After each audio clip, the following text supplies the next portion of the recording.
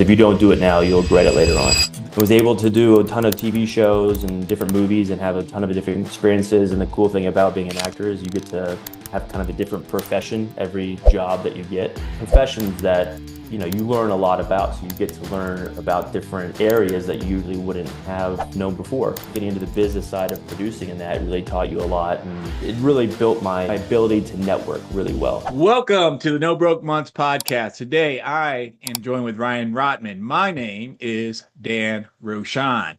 Ryan is the co-founder and the chief operating officer of athleteagent.com. And today we're going to talk about going from Hollywood to entrepreneurship, because before entering the sports tech space, Ryan had a pretty notable career in entertainment, starring in films such as The Billionaires Boys Club and The Open Road and the Hallmark originals. Who doesn't love a Hallmark original? TV hits like 90210 and The Middle and The Line Game. Welcome, Ryan. How are you, sir? I'm great. Thanks for having me. Walk us through, let's get before you even got into the, entertainment industry. Let's go back into you as a kid, you in high school, whatever you think is appropriate before you did your first big thing. Like, walk us through the beginning. Well, I grew up in a small town in Texas called Lufkin.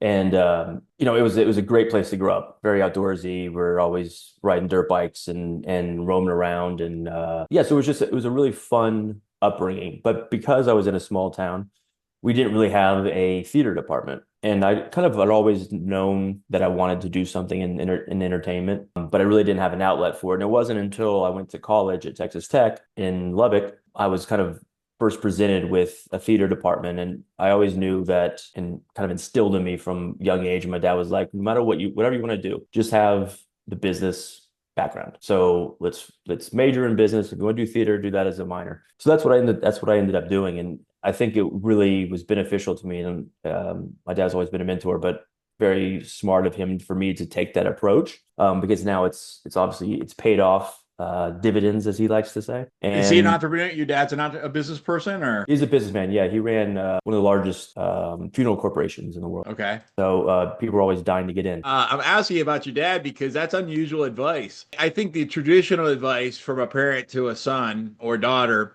would be go to school, get a job, get a career.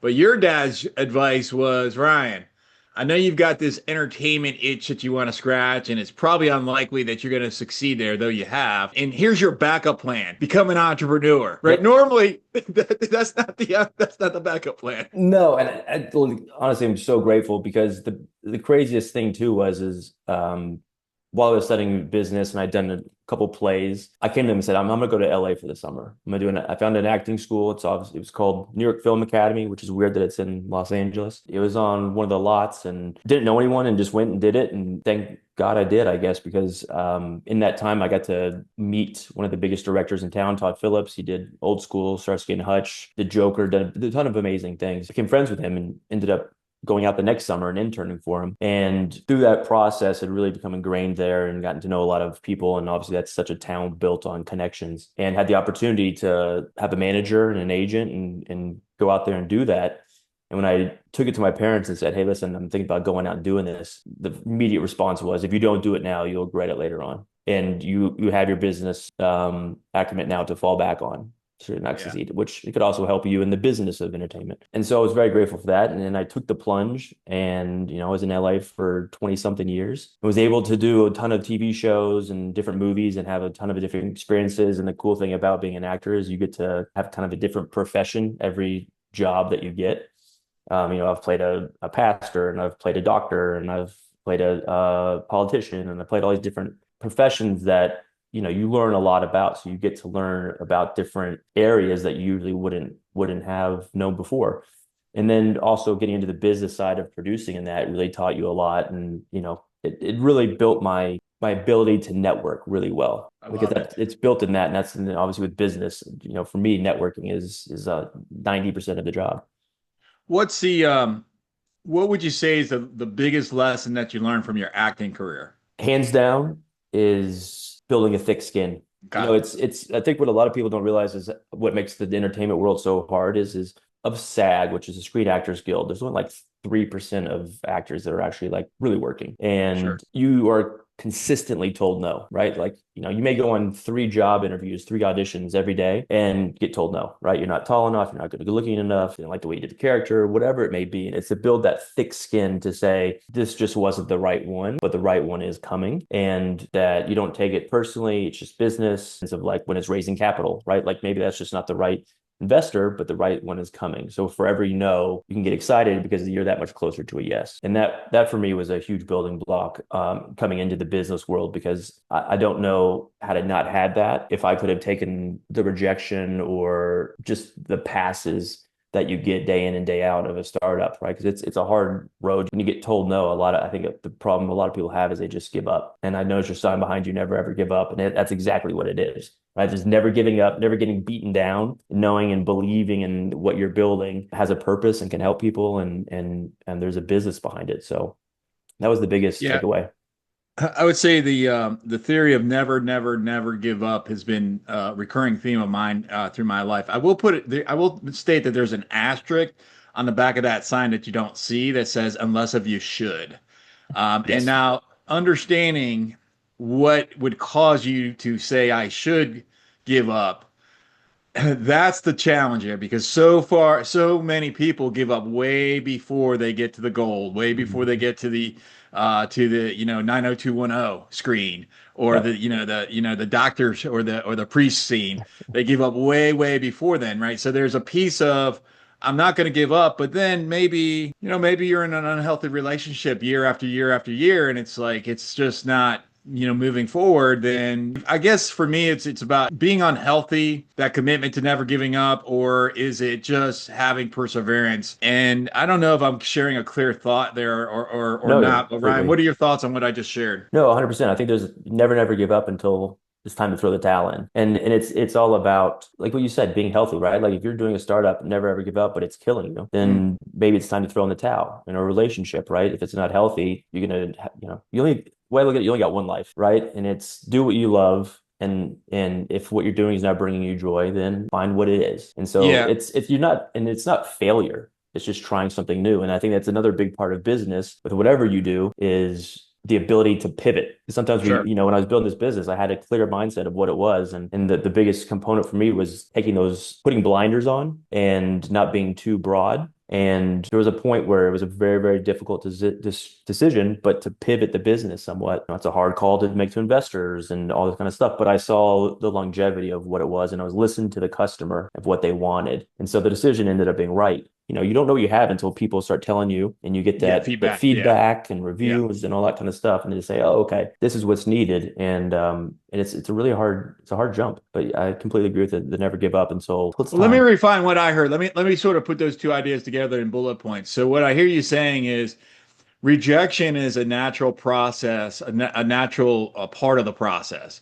Whether it's you want to be an actor or actress, or you want to be a business person, there's going to be far greater rejection than acceptance. Would you agree to that statement? 1000%. So that's the piece there that I think, is the number one sales mistake for most people, is feeling not good enough and then getting that rejection after rejection after rejection sort of feeds into that I'm not good enough piece. Now, that's not the same as position yourself so that you are doing what makes you happy. And certainly, I don't know anybody that's happy to get rejected, but No. understanding like taking like like a border in between those two things and say, look, if you really truly want to do this, there will be tons of rejection, and let's make sure that you're doing what you love doing. So it's a little bit of a paradox, I think. Yeah, but I find it's also taking that rejection and learning from it. Sure. Right. So every time starting in the career of entertainment, let's say, I realized that just going in prepared, memorizing all the lines, going in prepared, having the character, I was already like 80% ahead of everyone else, which is a crazy thought. Wow. Like Yeah. it's so nice to have that. I was like, people aren't coming in prepared.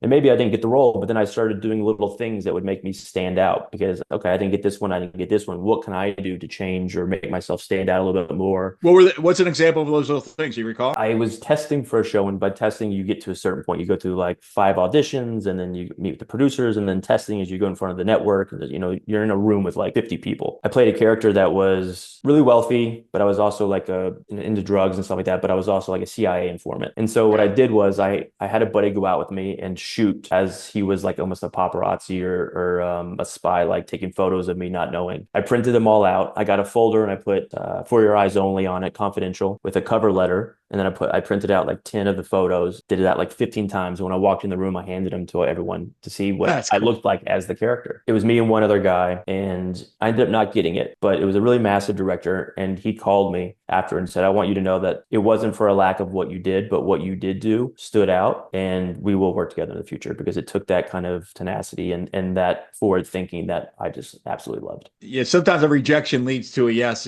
When you put the effort in, when you prepare, when you showcase, and you're able to stand out, maybe it's not a yes today, but they're going to remember you. Yeah, and I mean, look, then I worked with him on Billionaire Boys Club, which was one of the best experiences I've ever had on a film, and it's because I left that lasting memory of myself in his mind that just really stood out. So, and it's the same Love it. thing if even if you're interviewing for something, maybe this isn't the right position, but if you leave a lasting good impression, it could be the next one, which is maybe even bigger and better. Athleteagent.com. Yeah. So at some point you transition from entertainment to, and I know you're still in the entertainment space, right? Yeah. But I would say you maybe expanded your wings, to take on more. So tell us about that transition into only being in entertainment. Well, were you bartending when you were entertainment? I mean, Thank- were you the typical, tell me more about that piece Yeah. and how you transition. Well, thankfully, again, being, in business, through college, I did a lot of day trading and was able Hmm. to build up a little nest egg. So by the time I went to LA, I didn't have to. I could just focus on auditioning. And then I started getting work from that. And thankfully, I never had to do the bartending gig. But in the entertainment world, you really have to figure out that you need to diversify, right? Because you